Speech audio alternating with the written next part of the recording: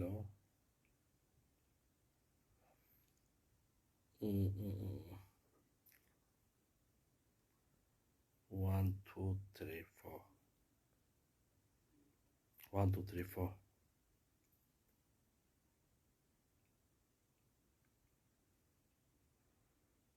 Oh, gandi khiyara fani jiranin sa.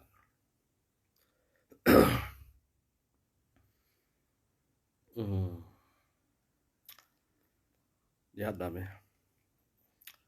Yaadda uummata qoota kan jechuu deema. Waan guddoo jechuuf hin deema. Yaadda me jiraata. Hello.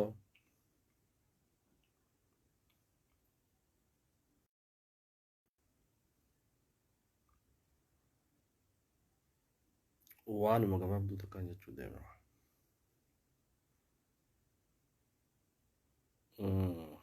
Yaadda. Beeyta. Zamana nuti jirru kana wooma ajaa'ibaa dhaga'u jira. Mootummaallee ta'a ajaa'ibaa dhaga'u jira.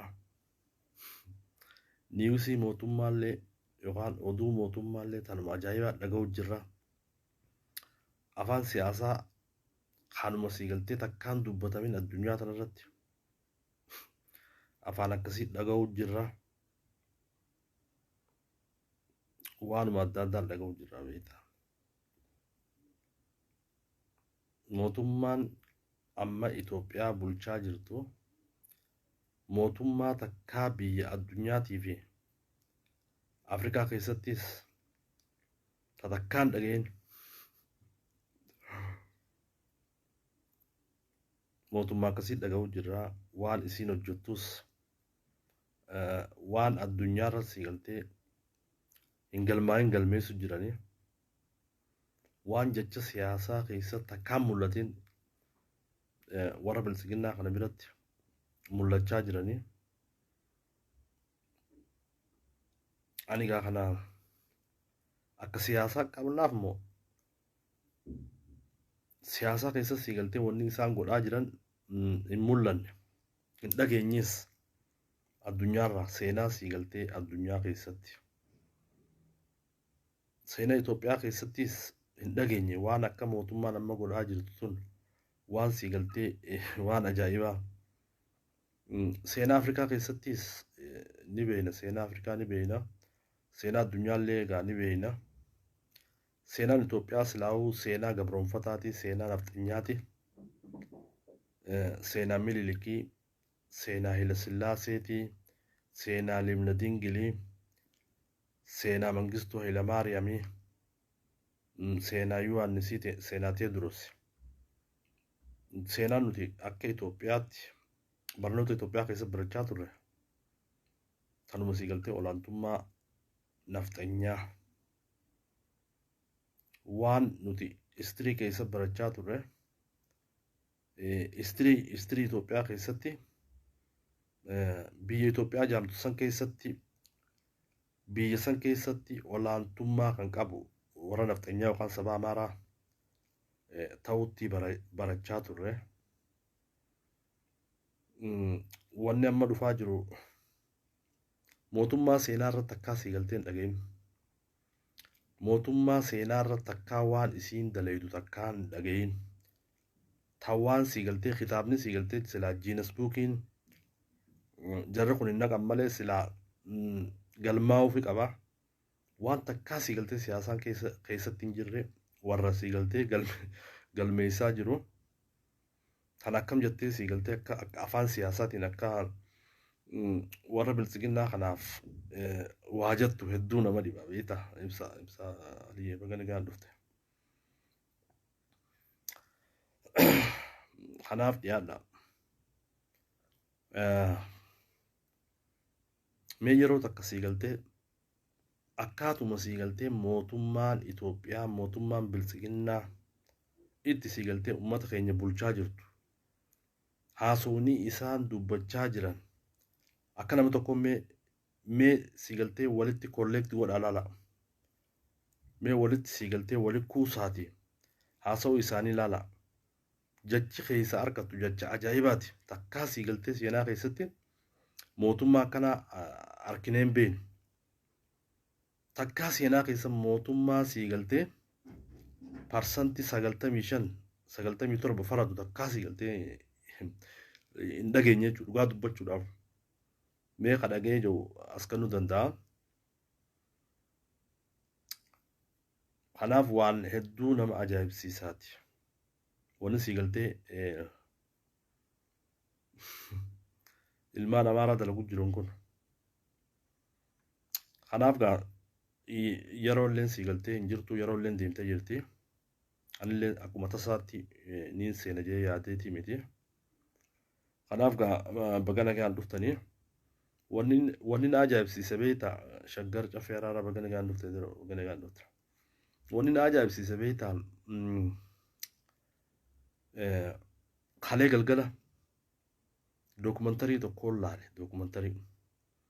dookumantarii hedduu nama ajaa'ibsiisu. Wanni niin beektaa mootummaan amma jirtu tun mootummaa ajaa'ibaa mootummaa raayis. Mootummaa sii galtee bar mootummaan akkaataa bar ulaagaa qabdi beektaa. Mootummaa jechuun akkaataa sii galtee istiraakchara mootummaatti mootummaan heera qabdi seera qabdi. Mootummaan sii galtee cubbuudha. Garuu mootummaan cubbuu taatullee ni fakkeessti beektaa. Mootummaan hundinuu sii galtee mootummaa wayyaanetis yookaan laallu taate keessoosiitti akkaataa biyya keessatti uummata Oromoo fixaa turte, uummata Oromoo kan fixaa turte san kan sii galtee waliin fixan jara bilisiginnaa kan amma jiru kana warra afaan Oromoo dubbatu kanaa wajjin nama keenya fixaa turan. Garuu akkaataa isiin itti nama fixaa turte san addunyaan quban qabdu. Oromoollee cinaan tokko quban qabdu. Sun sii galtee akka siyaasaatti gizee ilaalte tun bilisiginnaarra wayya jetteeniititti sii galtee madaalta. Ta'ammaatun wal fakkaattu sii galtee waan akka malee mootummaa tanarraa nama dhibaa, waan nama ajaa'ibsiisaa, waan si aarsaa hedduu jira jechuudha dhugaa dubbachuudhaaf. Kaleessa maal godhan beektaa? Nuti akka dhala Oromootti akka sii galtee dhaloota Harargeetti akka dhaloota sii galtee ilmaan qabsaa'otaa, ilmaan jaarraa abbaa gadaatti, akka ilmaan Elamoo Qilxuutti. Nuti seenaan teenya sii galtee seenaa teenya ni beekna. Qabsoo jaarraa abbaa gadaa godhe ni beekna. Qabsoo Elamoo Qilxuu godhe ni beekna. Qabsoo Oromoo tana utubuu irratti, jaaruu irratti, migaaruu irratti, bakkaan ga'uu irratti Oromummaa sii galtee arra teenyee nuti qoma dhaannee dhaadannuun tana wareegama qaqqaaliitu irratti kafalame. Jaarraa abbaa gadaa fa'aa rabbi lammataa godhuuf Elamoo Qilxuun fa'aa wareegama qaqqaalii irratti sii galtee kafalanii qabsoo tanaa fi eenyummaa teenyaarraa siin gaane jechuudha dhugaa dubbachuudhaaf. Duba waa'ee qabsoo jaarraa abbaa gadaa godhe arraan tana bilisiginnaa nutti hima. Bilisiginnaa nutti hima seenaa jaarraa abbaa gadaa. Kaayyoon sii galtee warri PP yaaniin kun maalii fi arraan tana afaan mimmi'eeffatanii seenaa jaarraa abbaa gadaatii fi seenaa Elamoo Qilxuu maal dhaga'anii amata sadeen kana eega mootummaan Oromoo jaantana maalii fi gaafa mootummaan Oromoo jaan maaliif seenaa jaarraa abbaa gadaatii fi seenaa Elamoo Qilxuu seenaa qabsaa'ota Harargee maaliif hin fidin? Arra maaliif fidan? Maali arra maal dhagaan? Maal dhagaan? Waan hedduu nama ajaa'ibsiisaati jechuudha. Kaleessa galgala OBN irratti seenaa sooressi jaarraa abbaa gadaa fidanii jechuudha dhugaa dubbachuuf. Duuba seenaan sooressa jaarraa abbaa gadaa Oromoon hundinuu nu beekti. Akkaataa sii galtee keessoo dhaaba adda bilisummaa Oromootii fi waan uumame uummanni Oromoo sirriitti beeka jechuudha. Sirriitti beeka. Qabsoo adda bilisummaa Oromoo bakka lamatti kan akka bakka lamatti jaarraa fi jaarraan sii galtee gama islaamummaa kutee gareen siigaltee leencoo faan adda bilisummaa Oromoo irratti maaltu hambisa jennee yoo kan laallu taate shira siigaltee leencoon faan uumanirraa kan ka'e tana ni beekne nuti. Shira leencoon faan uumanirraa qabsaawaa siigaltee hangafa qabsoo eegale kan qabsoo kana utubee kan siigaltee qabsoo utubee ummata kiyya tokko saba kiyyaa siigaltee olii tana jira je'ee siigaltee jaarraa abbaa gadaa Baalee dhaqee Finfinnee dhaqee siigaltee leencoo faa fi gayyaamee ture jechuudha. Jaarraa abbaa gadaa gaa wanni siigaltee jaarraa abbaa gadaa ofi gayyaameef jaarraa abbaa gadaa qabsaawaa Oromoo akka ta'e jaarraa abbaa gadaa ummata Oromootiif qabsaa'e malee ummata Harargeetiif akkan qabsaawin jaarraa abbaa gadaa Oromoof qabsaa'e malee amantii akkan qabsaawin kun siigaltee haqa lafa jiru. Kana siigaltee dhalli Oromoo hundinuu ni beekna. Ummanni Oromoo beeka. Wanni siigaltee jaarraa abbaa gadaa qabsoo siigaltee jaarraa abbaa gadaa utubee adda bilisummaa Oromoo je'ee baandiraa tolfatee jaarraa abbaa gadaa qabsootti wanni isa naqe roorroo ummata Oromooti jecha. Duba qabsoon jaarraa abbaa gadaa godhe hani qabsoo san akka galman geenye akka jaarraan siigaltee ichi deemee adda Islaama Oromiyaa je'ee akka dhaaba dhaabbatee qabsaa'u kan godhe Leencoo Lataati. Leencoo Lataatii fi warri fakkaattoonni isaa Oromoo bakka lamatti baasanii jechuudha dhugaa dubbachuudhaaf. Warra kaleessa qabsoo Oromoo diige. Kanarra siigaltee qabsoo Oromoo arrallee diiguu barbaadu. Leencoo Lataati jechuudha. Maandisa gabrummaa Oromoo irratti lafa kaayaa jiru jechuudha Leencoo Lataa. Kanaaf qabsoon adda bilisummaa Oromoo kaleessa siigaltee jaarraan utube shira jaarraarra gaggeeffame ni beekne Oromoon hundinuu ni beekti. Eenyu shira san siigaltee Oromoo gargar baasuuf tokkummaa Oromoo diiguudhaaf akka eenyu siigaltee diizaayinii lafa kaaya Oromoon hundi ni beekti jechuudha dhugaa dubbachuudhaaf. Leencoo Lataatiin lafa kaaya. Leencoo Lataa kan siigaltee jireenya isaa guutuu keessatti ummata Oromoo kana diiguu irratti hangafaa. Kan ummata Oromoo bilisummaa ummanni Oromoo akka hin bilisoomneef halkanii guyyaa Itoophiyaa takkittii tana jaaruu irratti nama qabsaawaa jiruutu tokkummaa Oromootii fi dhaaba adda bilisummaa Oromoo akka dhaabni galman geenye akka Oromoon ilaalchaan gargar babaatu akka Oromoon ilaalchaan wal dhoytu gandaan wal dhoytu isaa godhaa ture. Kana siigaltee ifa kun dhugaa jiru nam tokkollee haaluu hin danda'u. Oromoon ni beekti ammallee Oromoon beekti. Kanaaf maalin jechuu barbaada waan biraachuun barbaadu OBN'n kaleessa siigaltee waa'ee seenaa jaarraa abbaa gadaa bocanii siigaltee waan jaarraa abbaa gadaa hin dubbatiin hunda keessa siigaltee idaanii jiti. Halee cubbuu dabarsaa turan jechuudha dhugaa dubbachuudhaaf ilaa gobeellee dhaqanii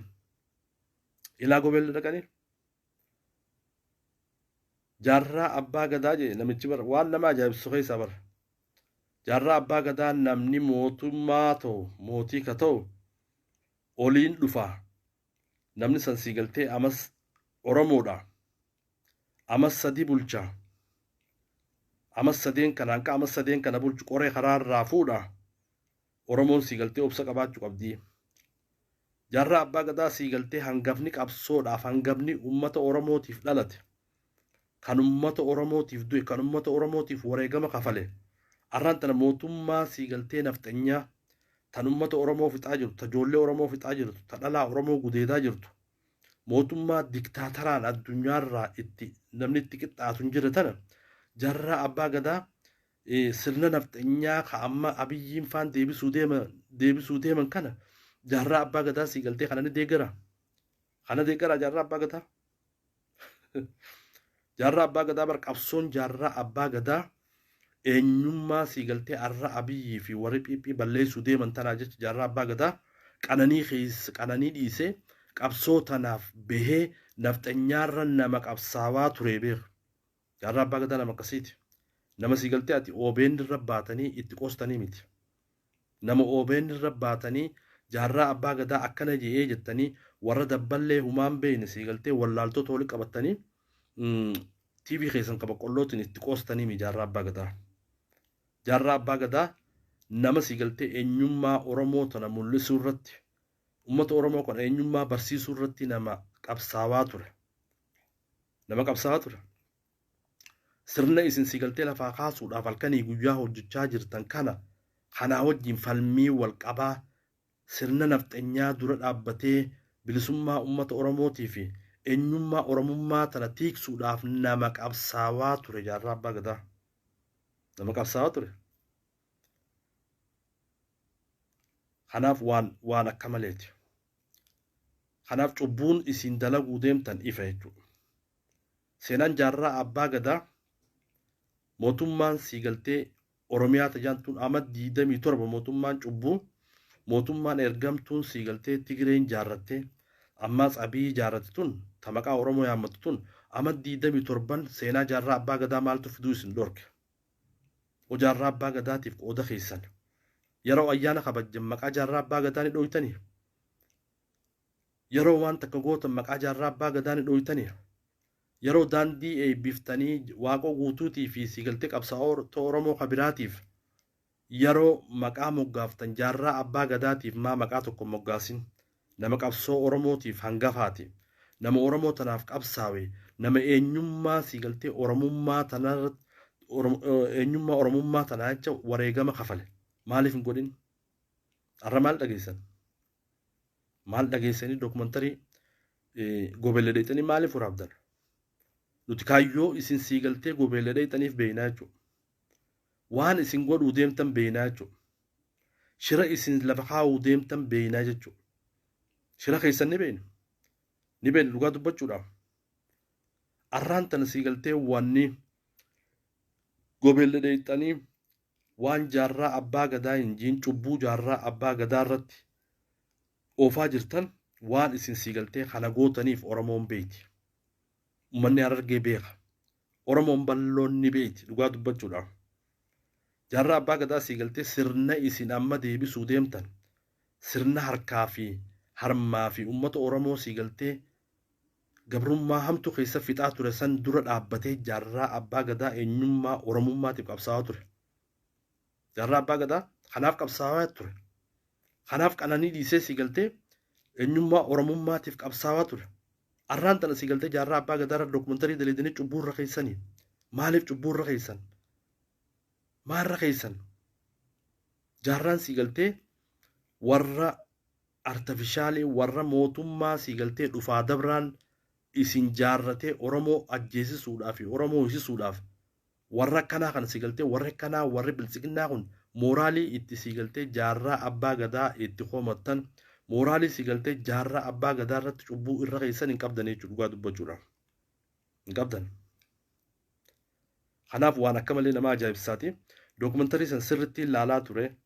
Gobeellee dhugaadha siigaltee dookumantariin jaarraa abbaa gadaa qabsoon jaarraa abbaa gadaa godhe. Tokko siigaltee qabsaa'ota Oromoo keessaa tokko ittiin dhiyaatu. Arraan tana siigaltee adda bilisummaa Oromoo, waraana bilisummaa Oromoo, alaabaa siigaltee bareedduu tana. Alaabaa siigaltee eenyummaa Oromummaa calaqqiftu kana kan siigaltee diizaayinii godhee waraana bilisummaa Oromootii fi adda bilisummaa Oromoo je'ee qabsoo tana utubee fadhii isaatii fi waa hunda dhiisee kan gaara seenee bilisummaa uummata Oromootiif sochii godhaa ture jaarraa abbaa gadaati. Kun siigaltee ifa. Kun ifa. Seenaan dhooysuun taatu. Seenaan dhooysuun taatu. Kanaaf waan akka malee siigaltee wanni isin dookumantarii kana arra amma 27 teessanii mootummaan tun eega siigaltee mootummaan artifishaalii mootummaan Oromoo jettan tun maaliif arra siigaltee dookumantarii seenaa jaarraa abbaa gadaa fiduun barbaachisa? Seenaan jaarraa abbaa gadaa hanqasee. Kanaaf shira keessan beeynaa jechuudha. Wanni isin deemtaniif obboleeyyan keenya siigaltee ijoolleen Oromoo qabsaa'onni Oromoo seenaa jaarraa abbaa gadaatii fi ga'een jaarraa abbaa gadaa qabsoo bilisummaa Oromoo keessa qabu godina hundi ni beeka jechuudha. Uummanni Oromoo dhalli Oromoo kan addunyaarra jiru ni beeka. Oromoon hundinuu ni beekti. Jaarraa abbaa gadaa siigaltee qabsoo bilisummaa Oromoo keessatti hangafa akka ta'e wareegama qaqqaalii Oromoodhaaf akka kafalee Oromoon hundi ni beekti. Oromoon hundi ni beekti. Isin garuu arraan tana siigaltee wanni OBN irra baataniif tokkummaa Oromoo diiguuf. Tokkummaa Oromoo diiguuf. Hunifa.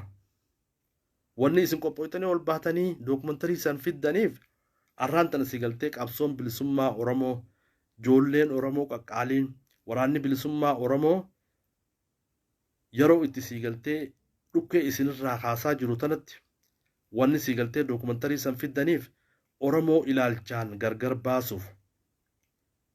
Oromoo ilaalchaan gargar baasuuf jechuun wanni isin gootaniif isinirra beeyna beektaa waan isin deemtaniif takka takkatti isinirra beeyna.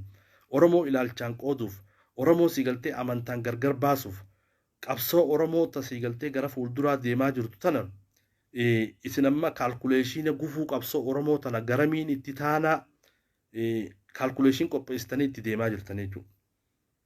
Wanni isin godhaa jirtun OBN irrattis kana.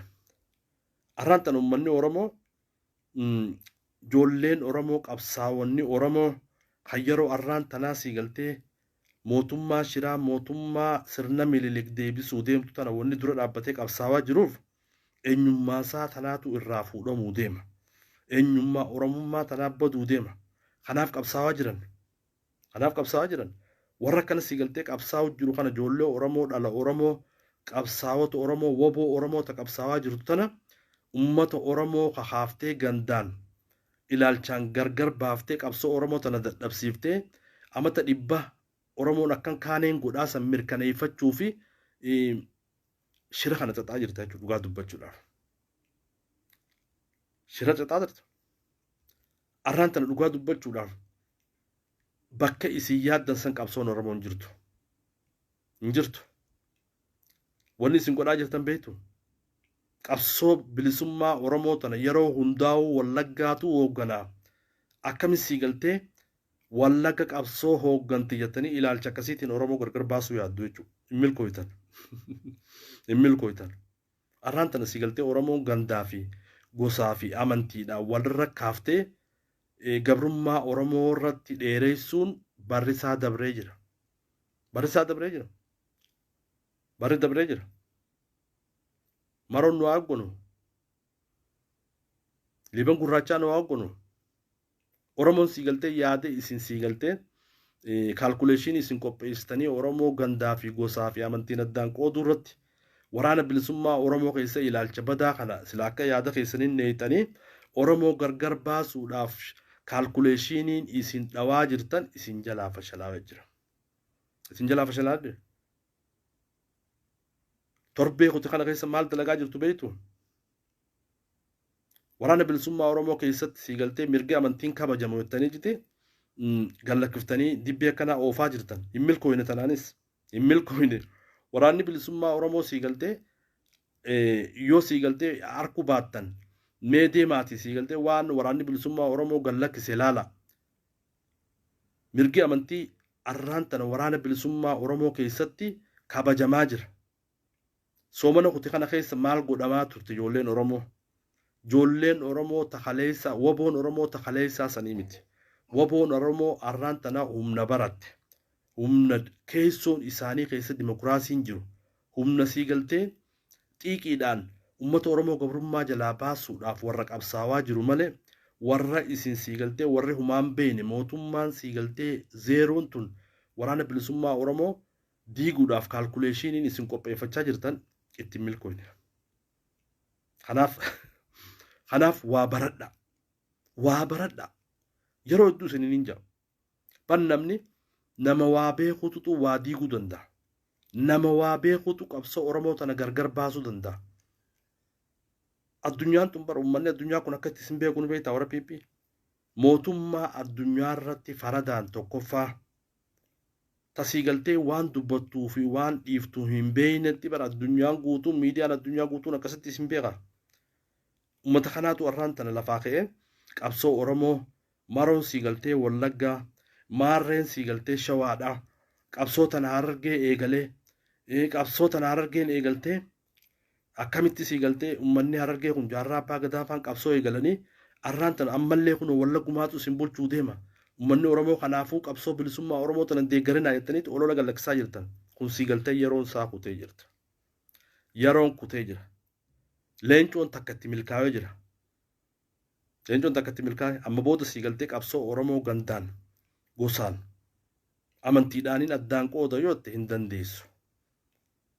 Qabsoo Oromoo addaan qooduudhaan gandaan addaan qooduudhaan gosaan addaan qooduudhaan godinaan addaan qooduudhaaf kaalkuleeshiniin ati dhooyte siif hin milkooyne siif hin milkaa'us arraan tana siigaltee dhalli Oromoo ta'a 90 takka keessa siigaltee akka bara 90 takka itti fayyadamtanii qabsoo Oromoo diiguun hafee jira.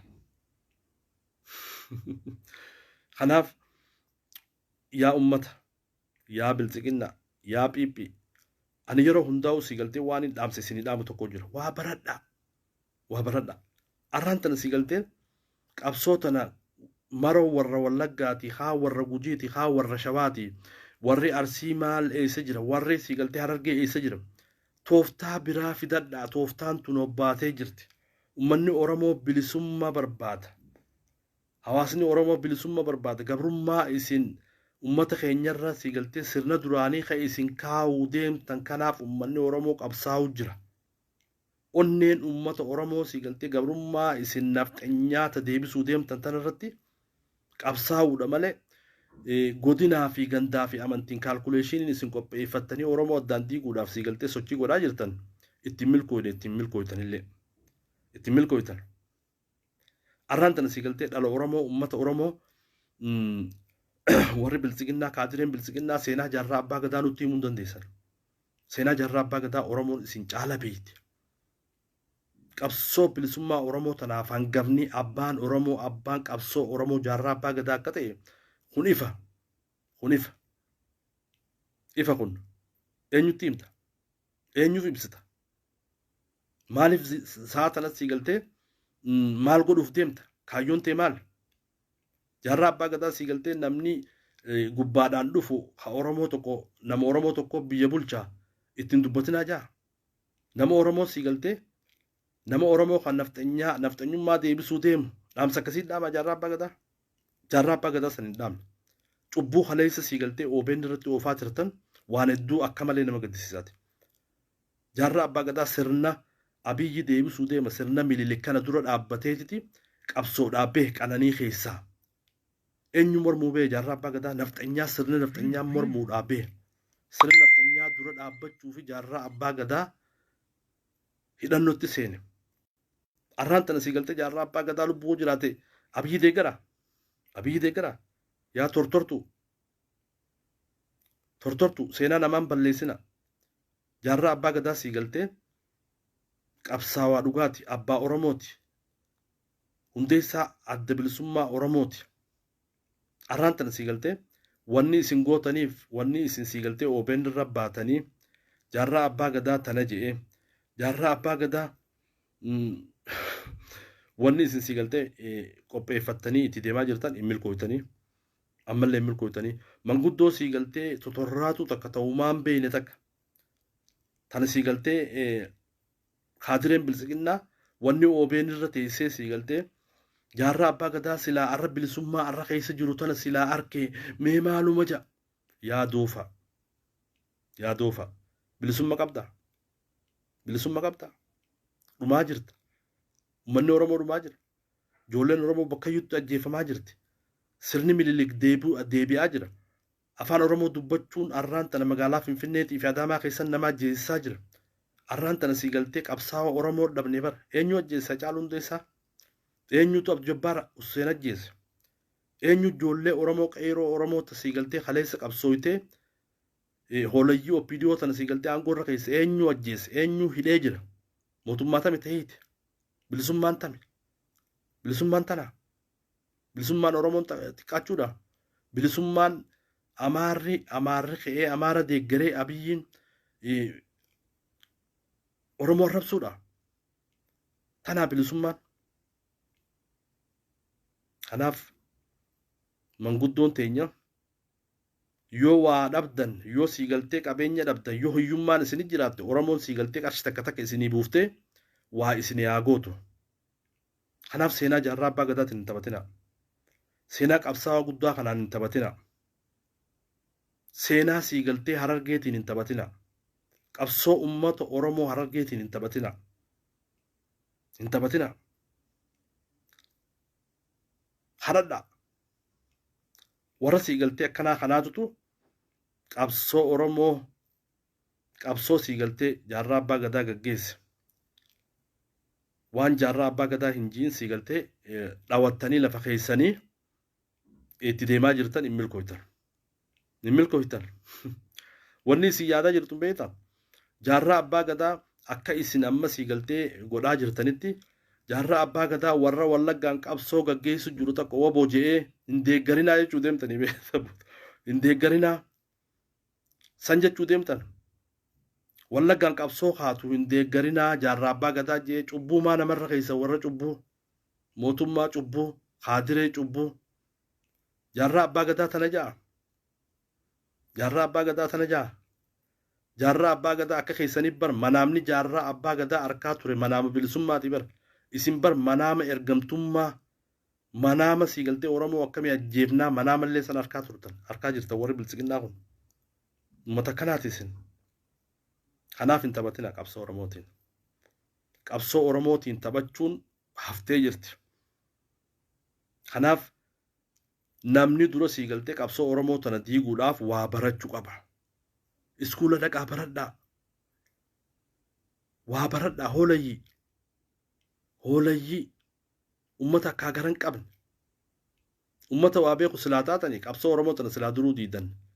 Qabsoo Oromoo diiguudhaaf dandeettiin qabdu. Humnan qabdu. Beekumsan qabdu. Uummata akkanaa kana. Kanaaf seenaa jaarraa abbaa gadaa hin balleessinaa. Keessaafuu abbaa gadaa kajaan afuran qalloo kajaan namicha siigaltee humaan beene. Kan siigaltee ergamaa nafxenyaa hoolaa namicha talfuufa san tokko sani abbaa gadaa afuran qalloo kajaan. Wanni isin godhuuf deemtan wanni isin siigaltee qopheeffachaa jirtan ummanni Oromoo Harargee qabsoo tana isiniitu eegalee arraan tana qabsoo takkaa guyya tokkollee hoogganaa Harargeen hin taane bilisummaa Oromoo keessa jettaniiti kaalkuleeshin akkanaa dhawultanii lafa keessanii ummata keenya Harargee if jalatti qabuu deemtan kun isin jalaa bahee jira kanatti milkooytan ummanni Oromoo bilisummaa fadha. Qabsoon bilisummaa Oromoo arraan tana siigaltee qabsoo hiccitiisii nam tokkollee baruu hin dandeenye. Qabsoo hayyootaan utubamtee itti deemamaa jirtu. Qabsoo akkasiiti. Kanaaf kaalkuleeshinii biraa fidadhaa Oromoo addaan qooduu hin dandeessan arraan tana siigaltee tokkummaan Oromoo cimtuudha. Tokkummaa Oromoo diiguudhaa fi adda bilisummaa Oromoo ijoollee Oromoo woboo Oromoo taarra qabsaa'aa jiru tana diiguudhaa fi seenaa jaarraa abbaa gadaa fiddanii waan jaarraa abbaa gadaa hin ji'in hunda gaffiddanii ummata Oromoo Harargee fuutanii mootummaa jalatti hiriirsanii lola kanaaf qopheessuudhaaf sagantaa akkasii qabdan jechuudha. Sagantaa akkasii qabdan. Jaarraa abbaa gadaa mootummaa nama Oromoo kan bulchaa ta'u deeggaraa je'ee wanni jettaniif waraanatti siigaltee ijoollee Harargee fuutanii deemuu fi OBN qopheeffattanii naannoo gobeellee geessitanii olola akkasii gallaqiftanii jechuudha. Olola akkasii gallaqiftan isin jala beekamee jira. Itti milkooytan. Itti milkooytan. Takka siigaltee ijoollee Oromoo dhala Oromoo fuutanii naannoo Amaaraa geessitanii ajjeesisuu fi jaarraa abbaa gadaa nama siigaltee nama Oromoo kan pirezidaantii ta'u deeggaraa je'ee yaa hoolayi sooressi jaarraa abbaa gadaa maqaan balleessina. Jaarraa abbaa gadaa nafxanyaa irratti siigaltee nama qabsaa'aa ture malee sirna nafxanyaa gadhaabuudhaaf jaarraa abbaa gadaa nama guyya tokko qabsaa'aa miti. Uummata Oromootiif qabsaa'aa jaarraa abbaa gadaa. Kanaaf kaalkuleeshiniin tooftaan siigaltee tarsiimoon isiin Oromoo itti diiguudhaaf baafattan isin jalaa fashalaawee jira. Isin jalaa fashalaawee jira. Waan ajaa'ibaati. Waan ajaa'ibaati. Waan qaanyi. Waan nama saalfachiisu. Maaliif yeroo waa dalaytan anama fakkeenyaaf akka dhala Oromoo tokkotti wannummaan sii galtee warri haadiree bilisiginnaa kunii fi warri bilisiginnaa kun waan dubbatan nin qaanfadhaaf. Amaarrummaan kunuu sii galtee warri ergatu kunuu maaluma isaaniin jaajeetiin wanna jaa maaliif ummatuma sii galtee ergamuu malee guyyaa tokkollee saba kanaaf warra sagalee ta'ee hin beekne warra saba Oromoo kanaaf guyyaa tokkollee dhaabbatee hin beekne warra qabsoo Oromoo tana diiguurran malee qabsoo Oromoo tanaaf sii galtee Oromoo tanaaf guyyaa tokkollee sagalee ta'uu hin beekne kanaatu arraan tana warra wallaaltota kanaatu deemee qabsoo bilisummaa Oromoo tasii galtee fiinxarra geessitana maroo warra Wallaggaati haa warra Gujiiti Liiban Gurraachaa warra Gujiiti arraan tana Harargeen sii galtee qooda tokkollee adda bilisummaa Oromoo keessaa hin qabdu garuu Harargee tanaatu qabsoo bilisummaa Oromoo keessa qabsaawe Harargeen tun yeroo hundaa hojjetanii sii galtee ummata keenya Harargee qabsoo bilisummaa Oromootii fi wareegama ummanni keenya kafalaa jiru kanarraa ummata keenyaan bisu barbaadan ummanni keenya kanaa miti ummanni keenya tooftaa dullatti isin qopheeffatanii itti deemaa jirtan isin jala hobbayee jira ummanni keenya biree jira. Kanaaf tooftaa biraa barbaadadha. Waan akka malee sii galtee wanni isin qopheessitanii itti deemaa jirtan isin jalaa fashalaawee jira. Ammallee wanni isin godhuuf deemtan takka sii galtee tokkummaa Oromootii fi qabsoo Oromoo gandaan qoqqooddanii qabsoo bilisummaa Oromootii fi woboo waraana bilisummaa Oromoo kana dadhabsiisuu fi kaalkuleeshinii qopheeffatanii itti deemaa jirtanii jechuudha. Kun isiniif galman gahu hin milkooytan. Kan biraa wanni jaarraa abbaa gadaa mootummaa Oromoo nama Oromoo hagubbaarraa dhufu jabeessaa hanqaama sadii jabeessaa qoree karaarraa kaasaa wanni jettaniif beektu lola sii galtee amma deemaa jiru tana keessa ijoolleen Harargee dhalli Harargee akka waraana seenee mootummaan jaarraa abbaa gadaa akkas jeejaanii akka mootummaa tanaaf hidhatanii mootummaa tanaaf du'aniif sangootan garuu hin milkooytan. Kana sii galtee isinirra beeknee jirra jechuudha. Kun isinirra beekamee jira. Kanaaf tooftaan isin oofaa jirtan tun tooftaa dullattiidha. Mee guyyuma tokko sii galtee waan yaadammee itti yaadaatiti waa godha. Arraan tana sii galtee qabsoon bilisummaa Oromoo ummanni Oromoo hawaasni Oromoo jenereeshiniin Oromoo ta kaleessa sii galtee isin qabsoo bilisummaa Oromoo akka kaleessa leencoon Oromoo addaan diigisanitti arraan tana qabsoon Oromoo ta diigamtu hin jirtu. Ummanni Oromooleen sanii miti kaleessaa sanii miti. Waraanni bilisummaa Oromooleen kaleessaa sanii miti. Hooggantoonni bilisummaa Oromooleen kaleessaa sanii miti. Kana sii galtee itti milkooytan. Kana jechuudha. Kanaaf qabsoon bilisummaa Oromoon sii galtee bilisummaarraayi haajaa qabna. Ummanni Oromoo gabrummaa amman dura deemaa jirtu tanaa fi ummanni Oromoo sii galtee qabsaawaa jira.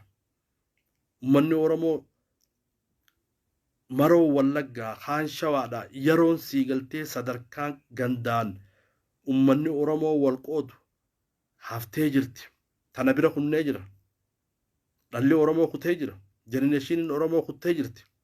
Oromoon sii galtee isin tanuma kaleessa itti ergamtanii Oromoo cabsuudhaaf Oromoo tana cabsaa turtan sanii miti arraan tana Oromoon sanii miti. Waraanni bilisummaa Oromoo bara kaleessa sii galtee nama keessa kaayyatanii warra akka leencoo fa'aa keessa kaayyatanii iccitii isinii baasee Oromoo cabsaa ture jechuudha. Arraan tana waraanni bilisummaa Oromoo keessatti iccitii takka harkachuu dadhabdanii jirtan. Waan waraanni bilisummaa Oromoo gaggeessaa jiru takka iccitii takka harkachuu dadhabdanii jirtan. Iccitii adda bilisummaa Oromoo takka harkachuu dadhabdanii jirtan arraan tana. Kun sii galtee mataa isin naanneesse. Silaa warra waa beeku taatanii waa harkatanii iccitii harkatanii sii galtee qabsoo uummata Oromoo tana diiguu dandeessan. Uummata waa beekuu miti. Warri sii galtee har'a qabsaawaa jiru warra barumsaanis isin caalu. Warra loloo taates maandisoota lolaa. Warra sii galtee tarsiimoo baasuudhaan hayyootaatutu arraan tana gabrummaa uummata Oromoo gabrummaa keessaa baasuudhaaf warra qabsaawaa jiru warri phiiphii kun deeggaraan phiiphii kun sii galtee itti qoosee cabsuu danda'uu miti. Warra sii galtee isinii oliiti. warra beekamsa gurguddaa qaba warra siyaasaa addunyaa tana beeku warra siyaasaa immiyyee warra siyaasaa nafxenyaa tanaa fi shira isin nafxenyaa kana warra beeku jechuun warra kun arraan tana si galtee qabsoo oromootiin taphachuun hin danda'ama kanaaf kaalkuleeshinii waan biraa si galtee magaalaa biraa magaalaa barbaaddadha magaalaan teessan si galtee magaalaan teessan numaa lafumaa hin jirtu beekta magaalaan teessan ta'e isin waatti gurgurtan dhabdanii jirtan namni isinirraa bitu dhabamee jira magaalaa bilisiqinnaa laalame nam tokkolleen bilisiqinnaa tana magaalaa si galtee akkuma namoontaatti fuutaniiti siyaasaa tana baadhatanii magaalaa geessisan namni isinirraa bitu dadhabee jira didan ummanni isinirratti ummanni Itoophiyaa isinirra dide ummanni Oromoo isinirra dide ummata Oromoo kan siyaasaa itti gurgurachuudhaaf magaalaa dheeyxanii nurraa bitaa jettanii isin didan kana ummanni kun isin dinnaani as deebitanii gandaa fi gosaa fi amantiidhaan qabsoo bilisummaa Oromootiif waraana bilisummaa Oromoo diiguudhaaf tarsiimoo baafattan tarsiimoon isin baafattan ta itti milkooytanii miti itti milkooytan maaliif beekumsa horachuutu si barbaachisa waraana bilisummaa Oromoo keessa diiguudhaaf qabsoo bilisummaa Oromoo diiguudhaaf tarsiimoo fi beekumsa wayii horachuu qabda namni wallaalaan garee wallaaltota warri si galtee jazbaa guruppiin yoo if diide malee akkuma si galtee if diigaa jiru tarsiimoo if diiguu ni beeyta tarsiimoon isin beeytan if diiguu irratti tokkoffa garuu qabsoo Oromoo diiguu irratti hin dandeessan qabsoon Oromoo si galtee qabsoon Oromootiif qabsaa'onni Oromoo kan kaleessaa sanii miti arraan tana qabsoo Oromoo kan gaggeessaa jiru doktora gaggeessaa jira profeesara gaggeessaa jira nama baratee gaggeessaa jira dandeettii si galtee qabsoo Oromoo tana if duuba deebisuu fi ummata Oromoo kana cabsuu hin qabdan kanaaf ergamtuun si galtee yeroo hundaa'u chaansii barbaaddatti ergamtuu yeroo hundaa'u ergamteetuma saba Oromoo cabsuudhaaf tattaafatti hin milkooytan rabbi isin milkooysa kanaaf seenaa jaarraa abbaa gadaa maqaa hin balleessinaa jaarraa abbaa gadaa nama si galtee Oromoof dhalatee Oromoof du'e sooreysi si galtee sooreysaan hin taphatina warri arraan tana si galtee maqaa sooreysaa qabattanii sooreysaan taphachaa jirtan kan akka Jaafar Alii Hangaasaa Abdurazzaaq abbaa gadaa kajaan murtii guutoo kajaan tokko jira Ameerikaa ka jiru warri kun si galtee isin warri seenaa jaarraa abbaa gadaa qabattanii maqaa jaarraa abbaa gadaa warri balleessaa jirtan jaarraa abbaa gadaa akka si galtee qabsaawaa bilisiqinnaaf akka si galtee qabsaaweetti propagaandaa warri gaggeessaa jiru ummata kana jechuudha ummata kana dhaabbadha jaarraa abbaa gadaa sirna nafxanyaa deebisuudhaaf hin qabsoofne jaarraa abbaa gadaa garaa isaatiif hin qabsoofne jaarraa abbaa gadaa ummata Oromoo gurguruudhaaf hin qabsoofne jaarraa abbaa gadaa ummata Oromootiif qabsaawe jaarraa abbaa gadaa Harargee qofaaf hin qabsoofne jaarraa abbaa gadaa ummata Oromoo bilisummaa ummata Oromootiif qabsaawe jaarraa abbaa gadaa si galtee nama akkasiiti nama arraan tana si galtee nuti ilmaan jaarraa abbaa gadaa teettee ergamtuun si galtee akka Hangaasaatii fi Jaafar Aliitii fi Abdurazzaaq kajaaniin abbaa gadaa wanni isin godhuuf deemtan ummata Harargee kana ummata Oromoo biraarraa addaan baaftanii bilisiqinnaa jala galchuu fi halkanii guyyaa kaalkuleeshinii dhawattanii itti deemaa jirtan kanaaf ummanni keenya gurreen kaninaaf isinirra beekanii jiran wanni isin deemaa jirtanii shira isin deemaa jirtanii isinirra beekanii jiran kana jechuun ama 27 wanni isin waan isin yaaddan beeyna weeta ama 27 fi si galtee ama sadeen kana keessa takkaa wanni isin jechuu deemtan takkaa TV Oromiyaatii fi reediyoo Oromiyaa maqaan jaarraa abbaa gadaa hatuqame arkitanii ni beeytanii waliin jettan mee takkaa arkitanii nama si galtee mootummaa opinioo tana keessatti takkaa seenaa jaarraa abbaa gadaa nama hime dhageessanii hin dhageenye himtanii dhageega amma kun nuti aangoo harkaa qaba Jaafar Alii fa Hangaasaa fa aangoo harkaa qaba kunu OBN irra seenaa jaarraa abbaa gadaa finneemi kanaaf mootummaan tun mootummaa Harargeeti Tana jechuu deemtan. Ummanni Oromootiif ummanni Harargee mootummaa takkan qabu. Ummanni Harargee ijoolleen Oromoo tan Harargee mootummaan bilisiginnaa kun shira hangaasaa fi Jaafar Aliifaan qindeessanii ijoollee teenya mana hidhaa jirti jechuudha. Ijoolleen Oromoo dhugaa dubbachuudhaaf. Ijoolleen teenya mana hidhaa jirti. Ijoollee teenya meeqaa du'e? Amma sadeen kana keessa dhalli Harargee ijoolleen Harargee namni aadaa hin duune jechuudha. Kana kan goosise eenyu? Eenyu goosise? Eenyu fixe? Tigiree fixe? Kanaaf tooftaan isin dhufteemtan isin irratti hobbe'ee jira. Ummanni Oromoo qabsoo bilisummaa Oromoo tanaaf qabsaa'utu barbaachisa. Ummanni keenya Harargee shira siigaltee ummanni warra shiraa kun warri Phiiphii kun Hangaasaan faan Jaafar Aliifaan Abdurazaaq Jaan Abbaa Gadaan faan qabsoo bilisummaa Oromoo tanarraa akka gargar isin hin baafne akka siigaltee ilaalcha tortoraa ilaalcha gufuu qabsoo Oromootiif siigaltee qabsoo Oromoo tanatti cabsuudhaaf waan isaan qopheeffachaa jiran gurran kanninaaf irra dhawutu barbaachisaa jechuudha. Kanaaf wanni siigaltee isin warri haadireentu wanni siigaltee isin oofaa jirtan isin irra beeynee jira. Qabsoon Oromoo bilisummaan Oromoo galma ga'uurraa haajaa qabna malee yeroo arraan tanaa gandummaa fi gosummaa fi amantaadhaan siigaltee ummanni keenya wal qoodee qabsoo bilisummaa Oromoo waraana bilisummaa Oromoo kan yeroo arraan tanaa sochiirra jiru tan gufuu itti ta'uudhaaf wanni isin godhaa jirtan takka illee hin milkooytu. Gara fuulduraatti illee hin milkooytu. Wanni siigaltee hin milkooyneef ummanni Oromoo kan kaleessaasanii miti. Qeeroon Oromoo tan kaleessaasanii miti. Waraanni bilisummaa Oromoo kan kaleessaasanii miti. Arraan tana siigaltee hawaasni Oromoo warra siyaasaan galteef qeeroon Oromoo dargaggoon Oromoo warra siigaltee harka qullaa mootummaa wayyaanee jabduu sanuu warra cabse. Waraanni bilisummaa Oromoo arraan tana siigaltee kan qabsaawee iddoo hedduu koontirool godhee siigaltee isin ariyaa jiru kana. Kanaaf akka kaleessaan maallaqaan taphattanii qabsoo bilisummaa Oromoo tana diiguun hin danda'amu. Hin danda'amu. Hin danda'amu. Kanaaf sanbira kutaa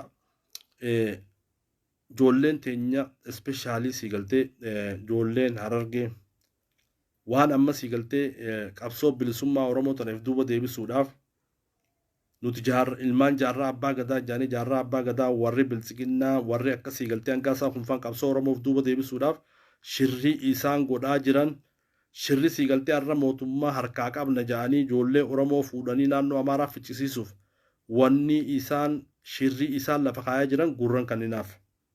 Gurran kanninaaf. Shira kana siigaltee dammaqaatii waan isaan jaan kana siigaltee hin dhagayina. Qabsoo bilisummaa Oromoo tana bira dhaabbachuutu barbaachisaa jechuudha. Arraan tana kan nu qabsaawaa jiru ijoolleen nu qabsaawaa jirtu ijoollee Oromooti malee ijoollee gandaatii miti. Waraanni bilisummaa Oromoo kan gandaatii miti. Waraana Oromooti. Kan siigaltee warra digrii isaaniitii fi maastara isaaniitii fi doktorummaa isaanii profeesorummaa isaanii warra fannisee gabrummaa uummata Oromoo kanaaf gaara seenee jechuudha. Kanaaf akkasitti fudhachuutu barbaachisa. Akkasitti yaaduutu barbaachisa. Arraan tana siigaltee wanni bilisiginnaan godhuudhaaf karoorfattee jirtu waan namaadhaa gurran kanninaa fi antanumaan jechuu barbaada. Hanqanuma jechuufiin ol ba'ee fayyaadaa galatoomaa injifannoon uummata Oromooti.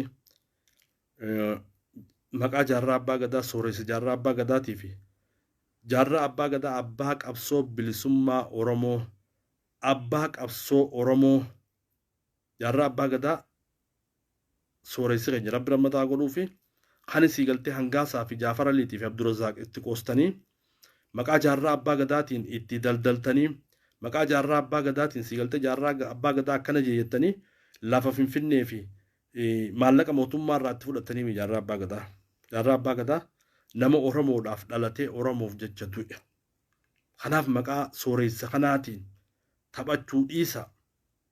Uummanni keenya siigaltee warra maqaa sooressa jaarraa abbaa gadaatiin daldalee mootummaa tanarraa lafa fudhachuu deemu warra seenaa jaarraa abbaa gadaa akkana jeejaanii sigaltee seenaa dabaa sooreysa kalee nafxanyaarra qabsaawaa ture kan eenyummaa Oromoo ta'arra nuti Oromoo jennuun tana mul'isuudhaaf nama qabsaawaa ture kanaan qoosuu dhiisa. Kanaaf fayyaadaa galatoomaa kanumaan jechuudha.